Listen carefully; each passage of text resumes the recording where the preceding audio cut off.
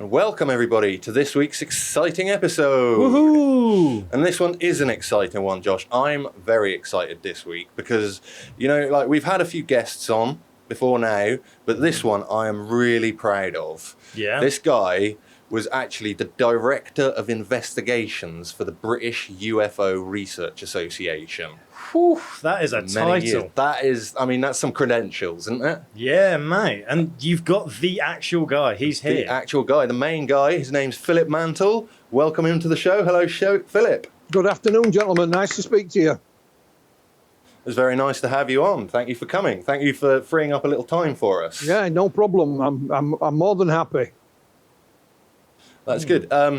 You are obviously, I've already said, you used to be the Director of Investigation for Bufora. I think, were you also not a liaison for Mufon? Yeah, I was the Mufon representative for England during the 1990s. And for Bufora, I was also their press officer and conference organizer. Did a bit of everything, really. But yeah, happy days. Yeah, I've also seen you on the television on a couple of documentaries, I'm pretty sure.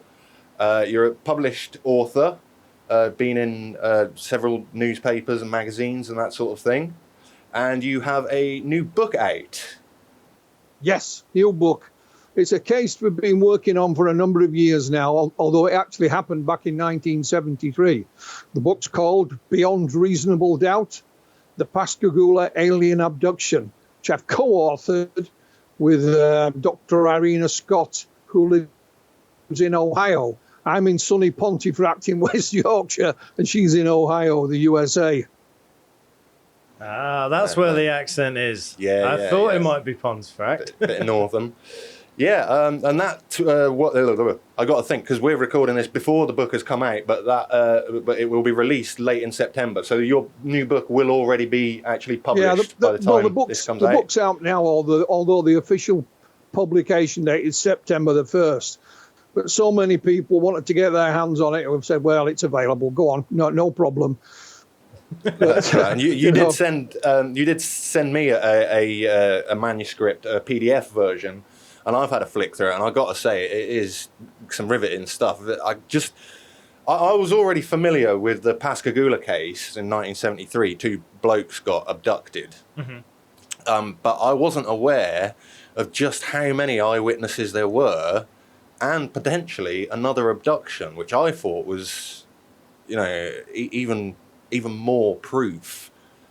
Through the details in the book. Do you want to walk us through the actual case, Philip? Yeah, absolutely. Back in 1973, a young fellow by the name of Calvin Parker was almost 19. And he got engaged to his childhood sweetheart, going to get married in November. But Calvin was working like 3 or 4 jobs a day, and she never saw him. So she said, why can't you get a regular job?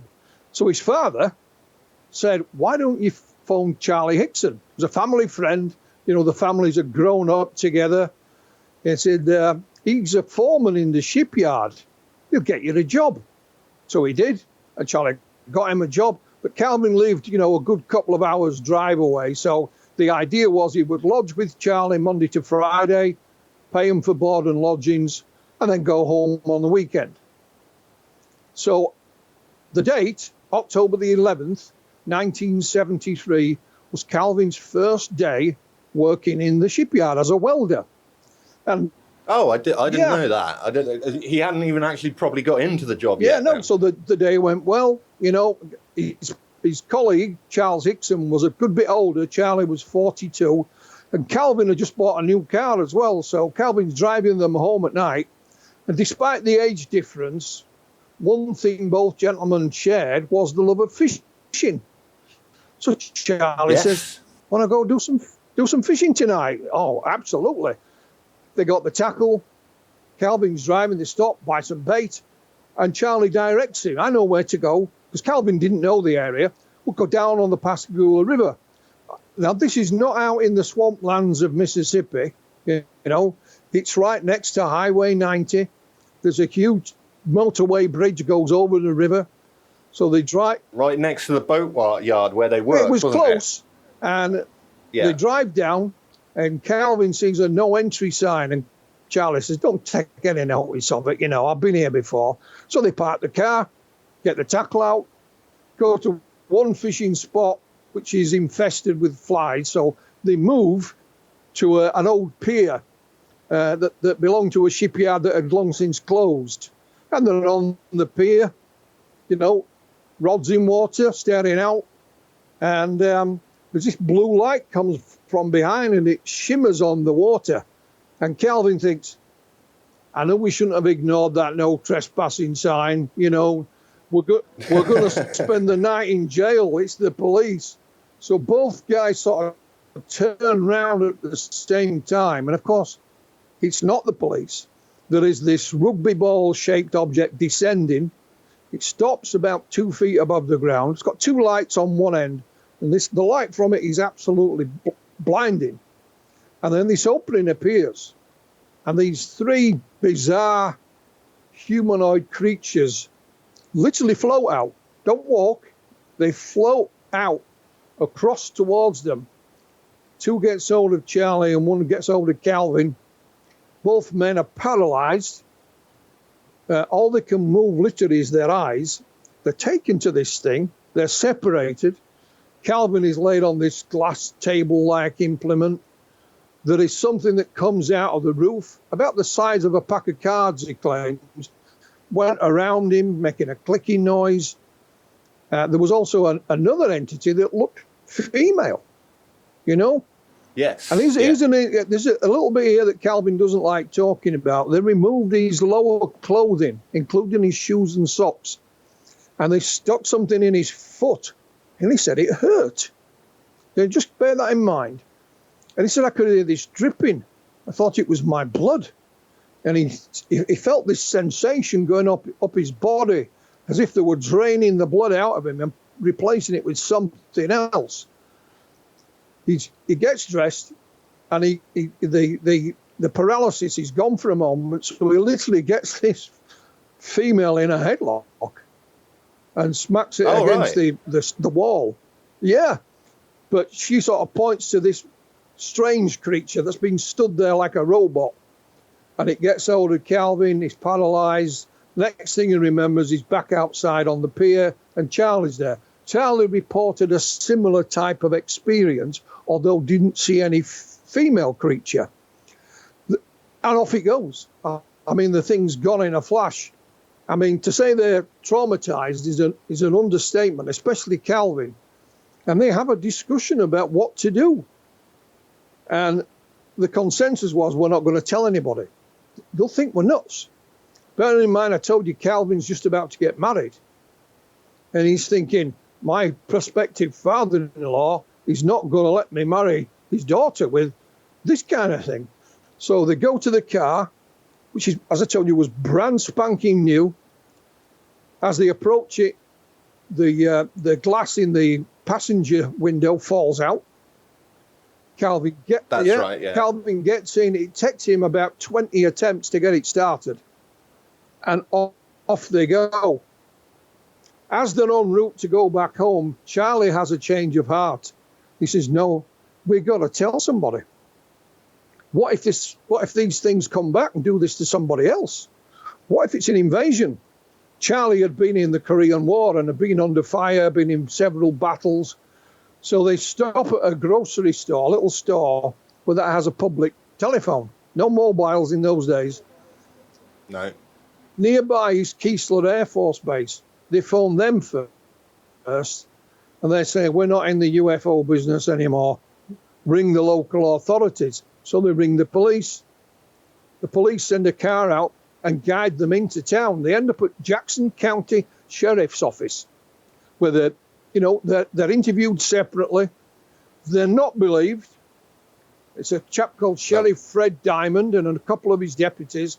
So at one point, they're put in a room together and left on their own.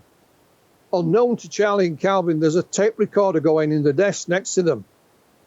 5 minutes or so later, the deputy comes back, takes something out of the desk. They don't see what it is, but it's the tape. And they go and play it, and of course, they're still talking about what's happened. And Calvin is literally crawling up the walls. So the police were trying to catch them out, like trying to tape them planning their story as though they were making it up. But obviously, when they listened back to it, it's these two guys just going, they're not going to believe us either way. You know, we know what we saw. This is what happened to us. But, you know, what can we do? Yep. So the police have a change of attitude then and say, okay, guys, go home. And Calvin and Charlie say, yeah, but you mustn't tell anybody. We don't want this getting out. And they said, no, we won't say a word. So they go home. They get up the next day to go to work. As they get into the car park, they notice there's a few extra cars. And they're summoned straight away to the boss's office. Bear in mind, that was Calvin's first day at work. Yeah. And he said, what? The boss said, what the hell's going on? The phones won't stop ringing. We can't get any work done. Somehow, and to this day, they don't know how the story got out, you know. So that day... someone's leaked it, haven't they? Yeah, they told their boss what had happened. So they were sent to the local hospital at Singing, because it's called Singing River Hospital. They were checked out, they're fine. And then somebody said, what happens if you've got radiation? You're contaminated. So they're then driven to Keesler Air Force Base, which they'd originally phoned first, who said they didn't want nothing to do with it. So they just literally run a Geiger counter over them, and they were fine. But they said, oh, boys, while you're here, why don't you tell us what happened last night? So they do. And what is interesting, we've since got access to the secret tape made by the police. It's online, you know. And Keesler Air Force Base didn't record it on audio. They had a stenographer record it all. So we have the whole, whole transcript. That transcription is in your book, isn't it? I remember I read it earlier. Yeah. Very interesting. Yeah, the entire conversation of them and all of the Air Force commanders and stuff, all of their questions, because obviously there were several of them, colonels, majors, and all that. All of their questions are written out. A lot of them they're asking the same question over and over again. But these guys just don't alter their story. Their story stays the same and consistent. Yeah, and the good thing is all these Air Force gentlemen, they're all named, so the names are all there. It's not being redacted or anything like that. And then the story hit the news headlines. You know, journalists came from everywhere. The following day, Dr. J. Allen Hynek, the man who invented the phrase "close encounters," turns up. Yeah. You know, with another guy called Dr. James Harder. And before Hynek left, he held a press conference and said, something's happened to these gentlemen, period. Please treat them with respect. But they were literally hounded by the news media, a lot of them trying to make fun, you know, two southern rednecks on the moonshine and all this kind of stuff. So Calvin went back home. He ended up in the hospital, had a little bit of a breakdown, but he did get married, you know, and he joined the Royal Marines. Not because he wanted to be a Marine, but it was a way of him getting away from all the pressure and the media. But he was only in the Marines for a year when a news guy caught up with him, and Calvin went to see his commanding officer and said, "I think it's time you left us. You know, we're not having the Marines associated with that." You know, so even in the Marines he couldn't escape it. On the other hand, Charlie, he embraced it. He would go on to speak on, you know, chat shows, conferences, and so on. And Calvin would play hellfire with him. Stop talking about it, Charlie. Stop going on the newspapers. Give it up. Let's forget it. I don't think you guys are old enough, but in the 1980s there was a TV series, The Hulk. And I remember. Well, the Hulk was like Calvin. The Hulk was hounded by a newspaper journalist. And every time he caught up with him, he would move on to another town. Well, that's exactly what Calvin did in real life with his wife and family. Every time the journalist caught up with him, he'd move on. He even used a false name at one point, but he got fired because his boss said, your name doesn't match your social security number. Well, you know, So he got fired in that job. And that, in a nutshell, is the story. Charlie died in 2011. He wrote a book in 1983 with a chap called William Mendez. I'd got the rights to republish that book, which I did. And I was looking to see if I could get an interview with Calvin. And I managed to find him. I mean, by this time, you know, the case is dead. Nobody's interested. It had no champion, you see. You know, Charlie championed it for years. And to my surprise, Calvin said, well, I've been thinking about writing a book. So we agreed to work on it. In fact, he ended up writing 2 books. And when his story came out a second time, he told it in full, you know. And it was right, yeah. And the media had treated him differently. They treated him with respect. Very few people taking the mickey out of him. And as a result of that, and our continued research, all kinds of new information, new witnesses, and new evidence emerged. And it's still continuing. And that's what really hit me the most about your book, was just the sheer quantity of witnesses. Not just on the 11th of October. There were several days spanning that particular date where people may not have reported it to immediately, but they did come forward over the years, haven't they? Yeah, I mean, there was a couple of people way back in 1973 who stepped forward, you know. So, and we also have been in contact with the police officer, the police dispatcher, who they phoned that night. He's still alive, and he said, Philip, I took over 50 calls of different UFO sightings that night, and I logged them all. They were all in the police log. And when I went back to the police station, people there in person also reporting it. You know, Sheriff Fred Diamond, who handled the case that night, he had his own UFO sighting 2 days later. You know? Yeah, it was a bit of a hot spot. The one story that stood out to me in your book was actually, was it Jerry and Maria Blair? Yeah. They also had an abduction experience. And to me, I don't know about you, Philip, but to me, it almost seems from their story like they were the ones that were planned to be abducted, and the 2 guys were just kind of in the wrong place at the wrong time. Because Maria ended up having, well, to start with, she didn't remember anything, but she went and had this regression therapy, didn't she? That's not quite accurate. I'll build the picture for you. Yeah, you go ahead. The Pascagoula River is a big river. You know, shipbuilding still takes place on it today.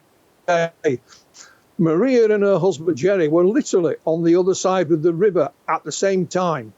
I think he was going out on a boat that supplied the oil rigs and things like that. And the boat was there, but the chief, the captain, was late. And Jerry was not best pleased. You know, he'd had a sleep in the car. And Maria looks across the river and she sees this blue thing flying around. It went up the river, it went down. She said almost as if it was either looking for something or it didn't know where the hell it was going, you know. So they decide to go to the boat and put Jerry's clothes and what have you on the boat. As they're walking along this little pier, there is a huge splash in the water next to them. Maria looks down. She says, there's a grey man in the water. That's her words, not mine, grey man. Jerry also heard the splash. So she literally threw his stuff on the boat because she had to go back down the pier past this place. And off she went. What is curious, she thought they were there about 9 o'clock. When she got back, it was 12 o'clock. She couldn't account for several hours. She didn't have a watch on at the time, neither did Charlie or Calvin. You know, but she said it was somewhere around the 9 o'clock mark. But when I got back, it's 12 o'clock. It shouldn't have been that time. So what happened was they never told us all. The 2 daughters, I think they told them. Calvin did a little TV interview, like an 8-minute speech. We put it on YouTube. And one of the comments on it was, my mum and dad were on the opposite side of the... They saw that comment, contacted this person, and said, we need to speak to your mum and dad. And her mum and dad were Jerry and Maria Blair. Now, when I first spoke to Maria, she told us that story, and she said, but Philip, I always wondered if something similar hadn't happened to us. And I said, why do you think that? She said, well, I've got this memory of looking at something in my peripheral vision, and I can't quite make it out, and I've got my eyes almost closed, but there's some, and so there was something there that bugged her. But she didn't have much memory of it, did she? I think Jerry had memories, but he didn't like to talk about it. And I think it said in your book, I was reading earlier, that he had to have a major operation, and he wasn't expecting to come through it with being able to talk or with a sound mind. So he ended up admitting to Maria before he had the operation about what was happening, and that started jogging her memories, didn't it? Absolutely. And then she went for hypnotic regression, and the transcript of that is also in your book, and that was absolutely astonishing. Do you want to walk us through that one? Yeah, I mean, Jerry, after about a year of being in contact, he'd admitted to seeing the grey creature and the blue lights, but that was about it. And then, like you say, he took seriously ill. He was having an operation, 50-50 whether he survived. And literally, from the hospital, he phoned me, or he got Maria to phone me. And he sat on his hospital bed, and he made her film a little thing, and it's you know, it breaks your heart because he's there. He's got stickers on him where he's had an ECG and things like this, and it was almost like a deathbed confession, you know. Yeah. He did survive the operation, but it was just, you know, a temporary thing. So he literally told his wife Maria we were abducted that night, and he told her the whole story. And even though he was dying, she played hellfire with him. You know, why didn't you tell me before? So. And he said, I was just trying to protect you. You know, that's all. I was just trying to protect you. So sadly, Jerry passed away. And right to his dying breath almost, he was telling Maria what had happened. And a good while after he passed, Maria mentioned the possibility of hypnosis, because she knew Calvin had it previously, and we put her off to begin with because I thought, well, she's still too upset about her husband dying. But eventually we got a professional hypnotherapist in the area who agreed to do it. We had to pay them, of course, and we'd do it at Calvin's house, because she knew Calvin. She'd met Calvin by this time, so they knew each other. And he'd had it before, so we could advise her if she wanted. It was a more comfortable environment for her to do it in as well. Yeah. And what we did with the hypnotherapist, we did not tell her anything about what we wanted to know. We just said a date, a time, and a location. That's all she knew. And she put Maria under hypnosis, and you know, she told us a whole story about the encounter. And in fact, she remembers that bit looking out of her peripheral vision, and she's got her eyes closed almost because she's scared. She don't want to see it, but she can see it briefly. But she describes the creatures.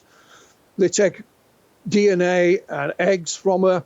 She says they want to make babies that look like you and I, so they can live amongst us. That's what she says. And so that's what makes me think that was.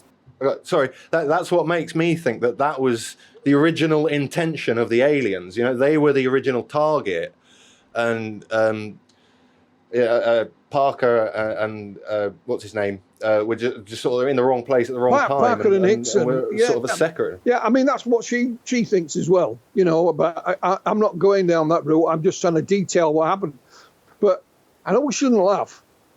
But when she started talking about this, because we have this filmed as well, it's all professionally filmed, you see the look on the hypnotherapist's face. You know? I'll bet. You know, you're thinking, Wondering what the hellfire, hell she's got herself into. Yeah, but it was too late then. I'd already paid her. But it's fascinating to watch. There are those that say, hypnosis taps into your fantasies, and they may well be right.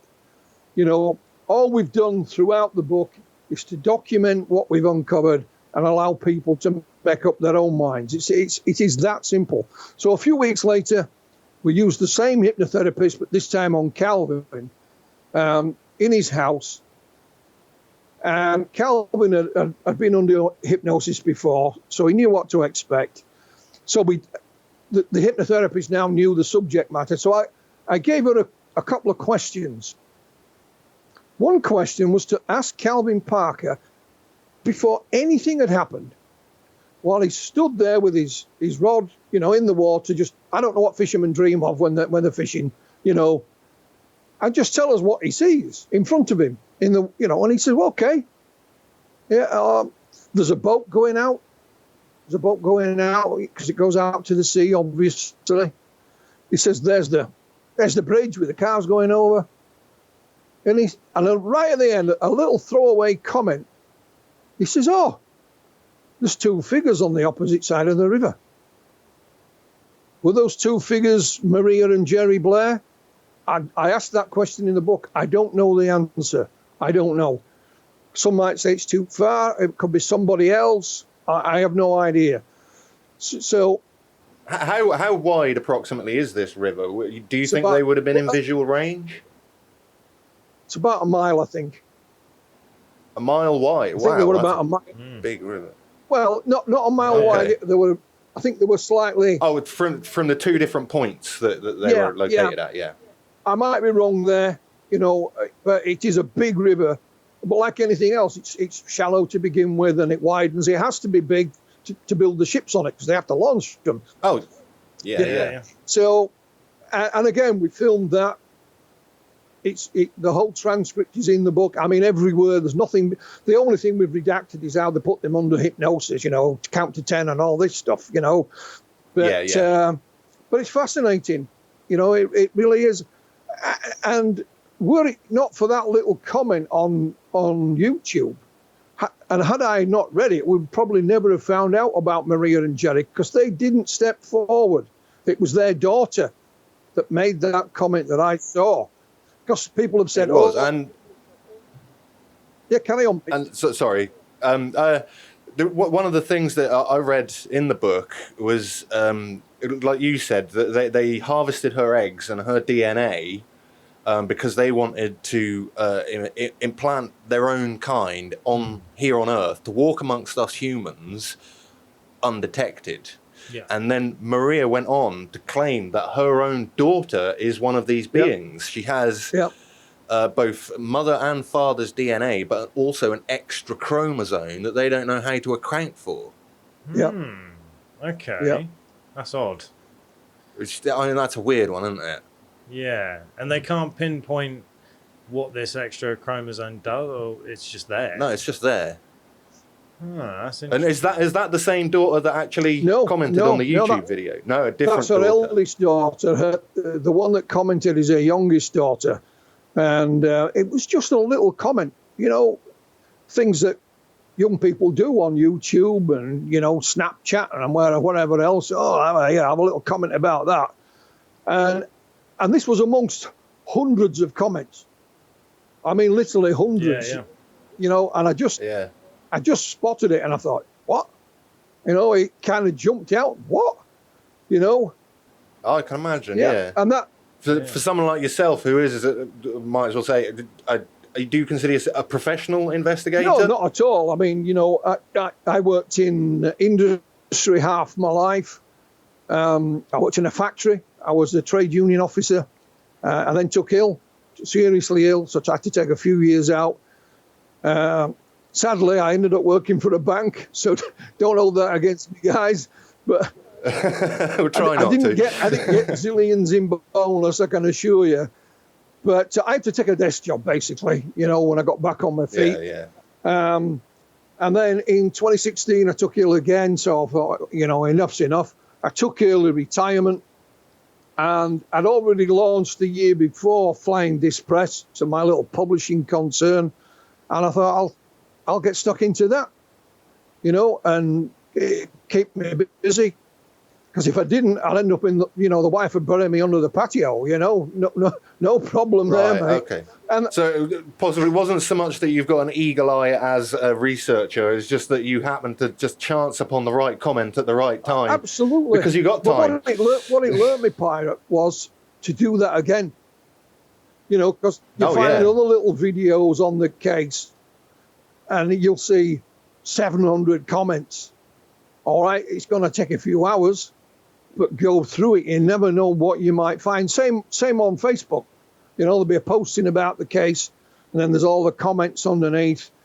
So it taught me to look, and I have done. Oh yeah. And that way we've found other witnesses as well. I'll give you an example. There's a chap called Charles Rusty Anderson. One of the criticisms of the case is this is right near Highway 90, huge bridge with cars going off across it.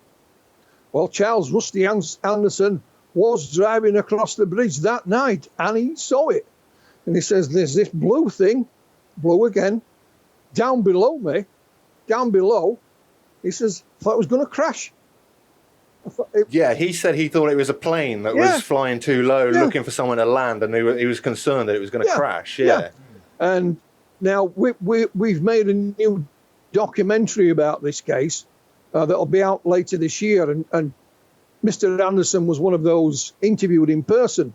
So he put a little comment on his Facebook page, being interviewed for a documentary, words to that effect. And there's various comments. And there's another lady, I think she's called Pamela. She commented, oh, I saw it that night. So I contacted Pamela, and she told us the story where she was putting the kids to bed. She lived about a mile or so from the scene. He says, I'm just about to close the bedroom curtains, and I can see it in the distance, this blue thing. Now, Pamela is the cousin of Mr. Anderson, but neither of them knew about each other's sighting. They'd never talked about it to each other, never. I suppose, particularly back in the 70s, the stigma attached with being or seeing a UFO, you just didn't say anything about it because everybody just thought you were crazy, didn't they? Well, it's the same with Mr. Lewis Lee. He's in the book. Sadly, Mr. Lee died earlier this year, but we'd already interviewed him. And again, he didn't step forward. Calvin, at one point, was having a book signing in the town. And this chap came up and said, thank you, Mr. Parker, I'll have a book, sign it to whoever. And he just said, oh, I saw the UFO that night, and he walked away. Now, luckily for us, somebody was taking photographs, and there's a picture of this old boy with grey hair buying a book from Calvin. And we put it on social media. Somebody from the library in Pascagoula contacted me and said, I know that gentleman. I said, well, can we speak to him? She said, I'll ask him. And he said, yeah. And now, Mr. Lee was again, that night on the other side of the river, different location, working in the shipyard. He was a crane driver. And he said, when I got in my cab, Philip, I'm about 10 or 12 feet off the ground in my cab. And he says, I looked out across the river. There's this, I can't do a Mississippi accent, guys. I struggle with English. He said, but there's this downed thing over the river. And I think he watched it for about 10 minutes. And it was only the fact that his colleague down below is shouting at him that he turned his attention away from it to get on with the job. Which is when I look back, it was gone. Now it doesn't say this in the book, but I spoke to Mr. Lee, and I said to him, well, did you report it to anybody? He says, Philip, it's in 1973. There is no Ghostbusters. Can't call Ghostbusters about this. He says, the only people I told were my family. Who the hell else am I going to tell? And sure enough, I spoke to his wife, and she said, yeah, he's told us and his family. So he wasn't keeping it secret, but it was a fact there was no reporting lines to do that. And he was just another guy who happened to be there that night and witness whatever it was. Now, it was one of many. Yeah, I have a question, Philip, if that's all right. Do you find over the years with all of these interviews and people coming forward, do you feel like in 2023 that people are more accepting of abductions and encounters? Absolutely. I mean, I've been involved since 1980. That's when I joined UFO research. And I've noticed it comes and goes.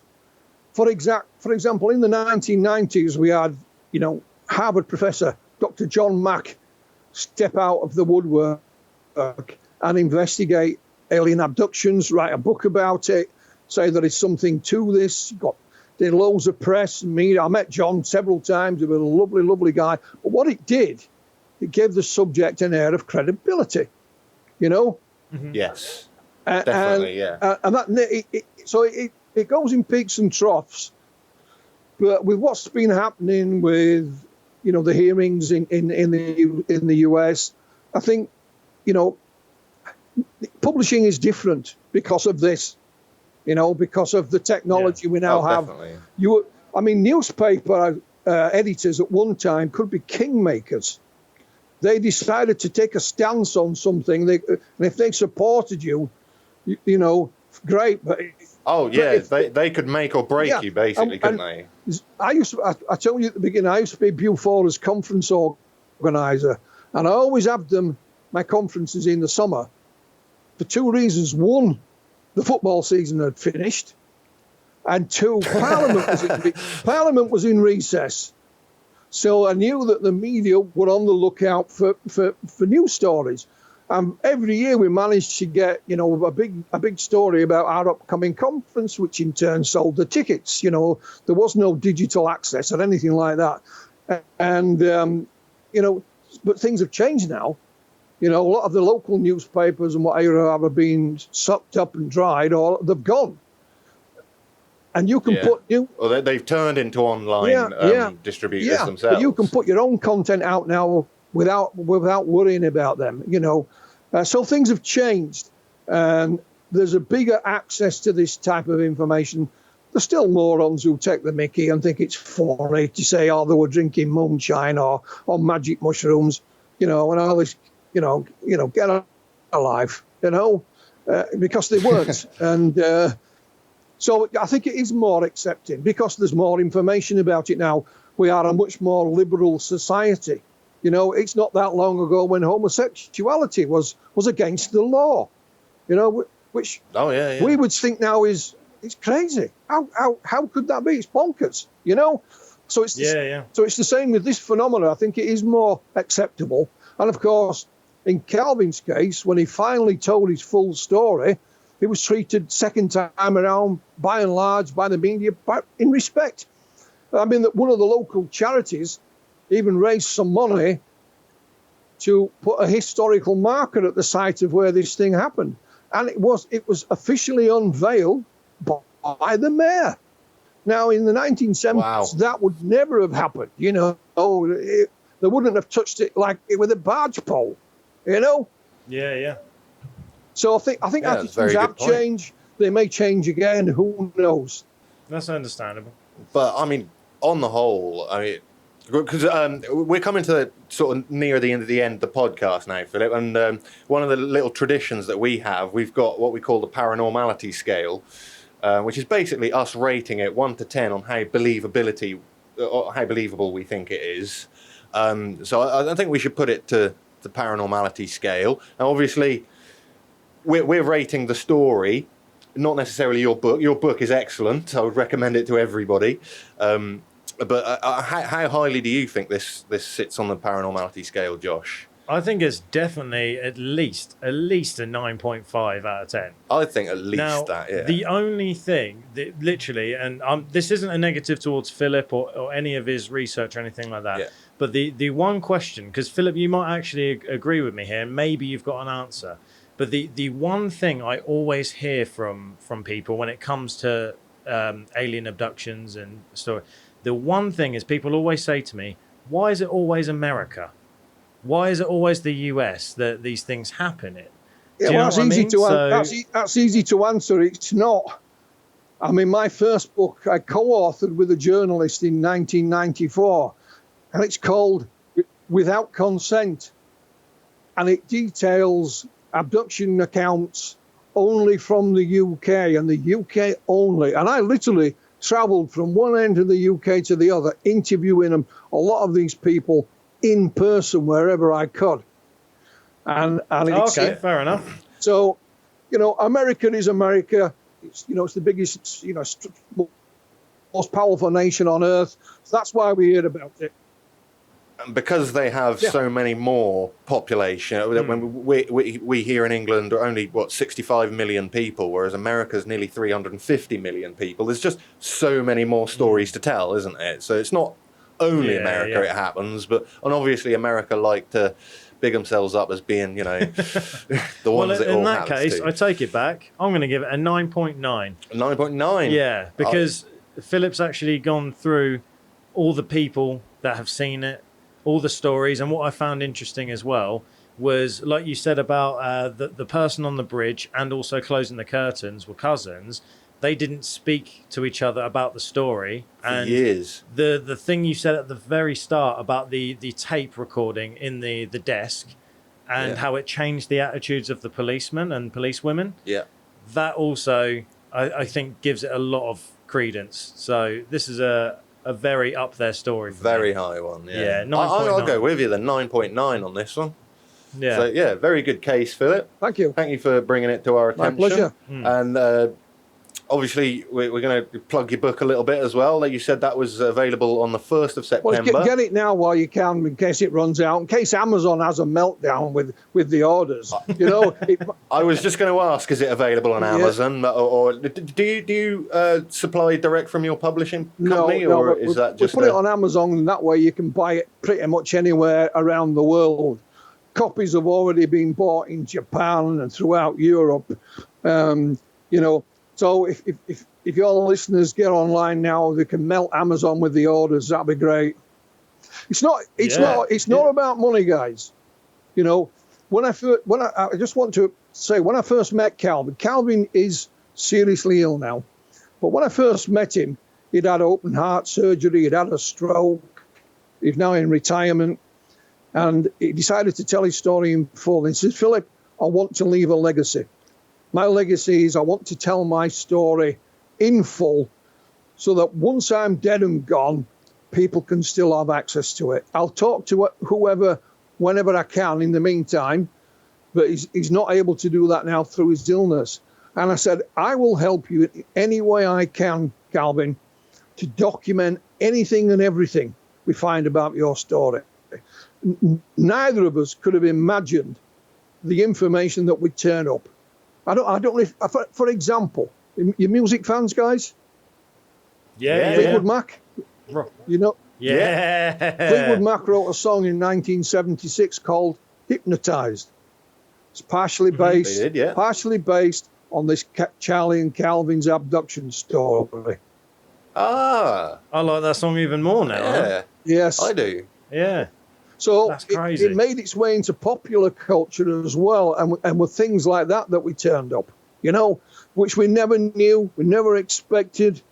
So, you know, it has permeated places that we're still finding out about, and witnesses still coming. And just literally, I know we're at the end, but a lady who runs the Ocean Springs Historical Society out in Mississippi, one of their members said, "I've got 2 boxes of stuff here for you.